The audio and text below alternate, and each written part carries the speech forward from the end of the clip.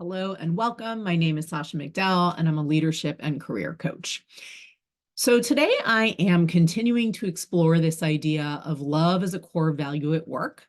We don't always think of those two things as going together, but many of the most wonderful leaders that I've had the privilege of working with have at least one core value that's rooted in love.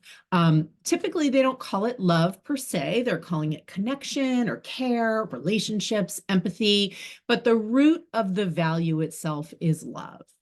And so one of the key questions that I'm sitting with right now and really exploring is how can we bring love or care, empathy, compassion, kindness into our work lives so that we're building connected professional relationships, we're building collaborative teams, and we're really creating thriving work cultures where everybody belongs.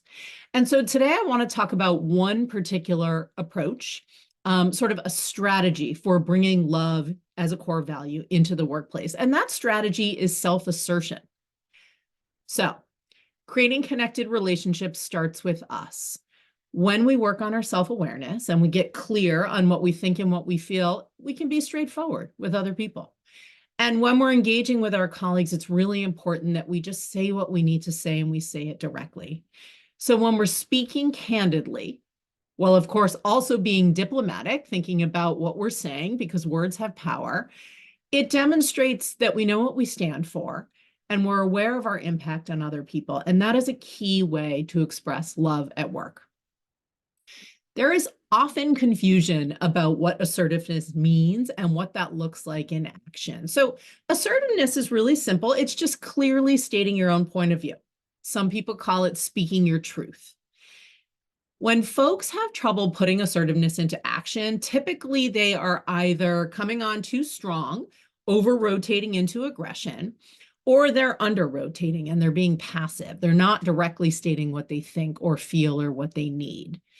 So what I find is that whether folks have a tendency to over-rotate into aggression or under-rotate into passivity, typically the reason that's happening is there's discomfort or sort of not enough practice around clearly and calmly stating what is true for you from your own perspective.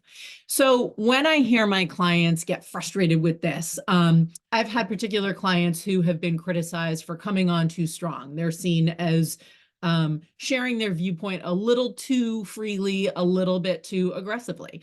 And so they get frustrated and they say, you know what, I'm done. I'm just going to hold my tongue. I'm not going to tell people what I think anymore. Problem is, holding our tongue doesn't work. It might work for a day or a week, but feelings are going to build up, right? These are strong folks. They have great things to share. And if we're not sharing those thoughts and feelings consistently, they're going to spill out and bubble out all at once, typically coming out more aggressively than we would like. So holding our tongue doesn't work. Other folks that I know have sort of talked to me about, I find myself venting in frustration to my colleagues, but I haven't really been able to summon the courage to have a direct conversation with the person that I'm actually feeling frustrated with, or where I feel stuck with this person in our relationship.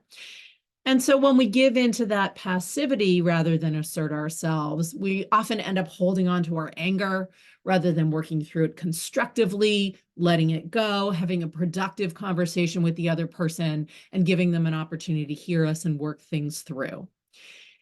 So again, assertiveness, saying what we think and feel directly while also being aware of the other person. It's a great way not only just to be clear, and it is certainly a form of self-love, but it's also prevention against over-rotating into aggression or under-rotating into passivity.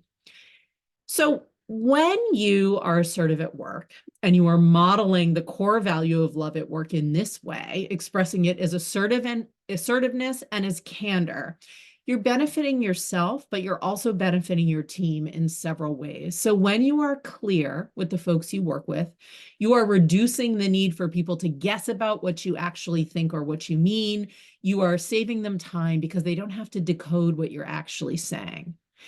When you speak candidly and assertively, you're also promoting dialogue. You're modeling for other people, hey, we can have a direct and respectful conversation together, and that encourages other people to speak honestly as well. And then by conducting yourself in this way, you're actually creating a ripple effect, right? So you're driving creativity and innovation that comes from direct conversation. You're sparking problem solving that emerges from honest conversations, and you're really strengthening your team's ability to work together. Thank you for being with me today. See you next time.